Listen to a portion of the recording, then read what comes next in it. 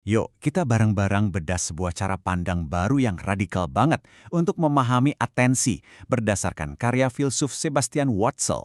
Siap-siap ya, karena ini adalah sebuah gagasan yang bisa jadi bakal mengubah cara Anda berpikir tentang kesadaran itu sendiri. Apollo Robbins, seorang pesulap dan juga pencopet panggung yang ahli, wah ini pas banget ngejelasinnya. Bagi dia, atensi itu bukan sesuatu yang diem aja. Bukan. Dia itu seperti kekuatan yang cair, yang bisa dibentuk dan diarahkan, persis kayak air yang ngalir lewat saluran yang sengaja kita buat. Tapi, kemampuan buat mengarahkan atensi ini bukan sekedar trik sulap di panggung loh. Ini adalah kekuatan yang secara fundamental membentuk dunia kita. Dan ya, cara kita mengalami dunia itu sendiri. Coba deh, Anda pikirin sebentar. Mulai dari notifikasi yang muncul di HP Anda, tata letak barang di supermarket, sampai headline berita yang nongol di feed Anda, semuanya itu dirancang buat menangkap dan menyalurkan atensi Anda. Ada industri-industri besar yang kerjaannya ya cuma itu, merekayasa saluran-saluran ini. Ini kan jadi bikin kita nanya ya, kekuatan apa sih sebenarnya yang lagi mereka manfaatin ini? Nah, dari sini kita beralih dari apa yang dilakukan oleh atensi ke pertanyaan yang lebih dalam. Apa itu atensi? Kita sering mikirnya atensi itu kayak lampu sorot di dalam otak kita kan? Tapi ternyata gambaran itu, ya, kurang lengkap.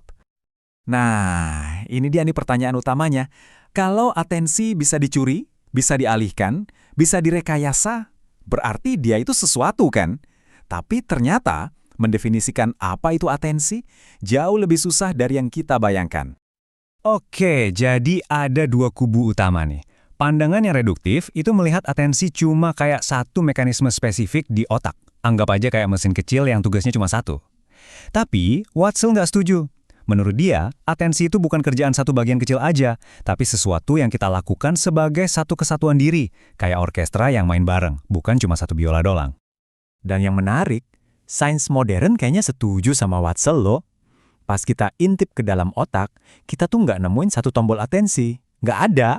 Yang ada malah banyak banget jaringan beda-beda. Ada yang buat gairah, buat orientasi, buat kontrol. Semuanya kerja bareng. Ini nunjukin kalau nyoba nyederhanin atensi jadi satu mekanisme doang itu, ya kayaknya salah jalur deh.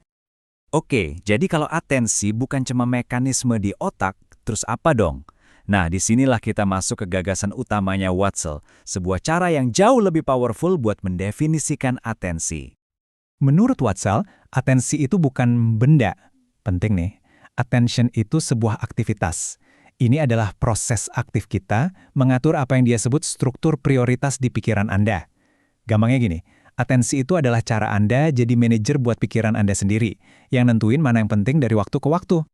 Jadi, apa sih struktur prioritas ini? Sebenarnya gampang kok.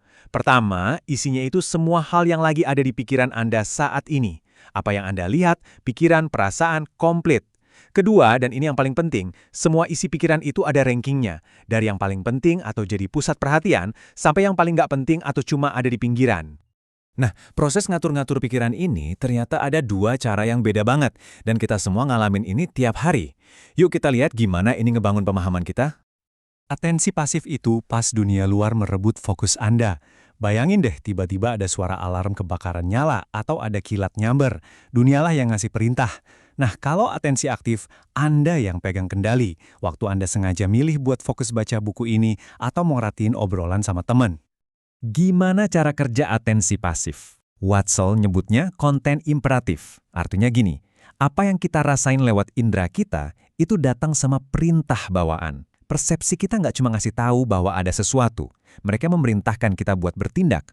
Suara alarm itu nggak cuma bilang, ada suara kenceng. Tapi dia teriak, perhatian gue sekarang juga. Tes marshmallow yang super terkenal itu contoh keren banget buat atensi aktif. Anak-anak yang berhasil nahan diri itu bukan cuma karena niatnya kuat. Bukan, mereka secara aktif mengatur ulang prioritas di pikiran mereka. Mereka sengaja ngalihin fokus. Ada yang nyanyi, mainin tangan, intinya mereka sengaja nurunin prioritas si marshmallow yang menggoda itu dari pusat pikiran mereka. Oke, sekarang kita sampai di bagian puncaknya nih, kesimpulan yang dalam banget. Kita udah lihat apa itu atensi dan gimana cara kerjanya. Sekarang, mari kita tanyakan, apa sih tugas terbesarnya? Kalau atensi itu adalah kegiatan ngatur prioritas di pikiran, terus buat apa semua ini? Apa tujuan akhirnya? Jawabannya mungkin lebih dalam dari yang Anda bayangin. Pandangan umum tuh nganggap atensi cuma kayak kaca pembesar, bikin sesuatu jadi lebih jelas atau lebih kenceng. Tapi kata Watzel, itu terlalu dangkal. Dia nawarin pandangan struktur. Atensi itu bukan kaca pembesar, dia itu arsitek. Arsitek yang ngebangun seluruh struktur pengalaman sadar kita. Jadi, ini poin kuncinya. Pengalaman sadar Anda itu nggak datar. Dia punya struktur. Ada pusatnya, tempat fokus Anda berada, dan ada pinggirannya, hal-hal yang Anda sadari tapi samar-samar. Nah, atensi itulah aktivitas yang menciptakan struktur pusat pinggiran ini. Atensi yang membangun sudut pandang subjektif tempat Anda ngalamin semuanya. Kutipan dari psikolog William James ini, ngerangkum semuanya dengan indah. Kalau atensi yang ngebangun struktur kesadaran kita, berarti tindakan kita memilih mau fokus kemana itu secara harfiah adalah tindakan membangun dunia personal kita sendiri. Dan ini ninggalin kita sama satu pemikiran terakhir. Kalau atensi adalah alat buat ngebangun realitas, berarti kita semua ini arsiteknya kan? Jadi pertanyaannya bukan lagi apa itu atensi, tapi alam semesta seperti apa yang akan Anda pilih untuk dihuni.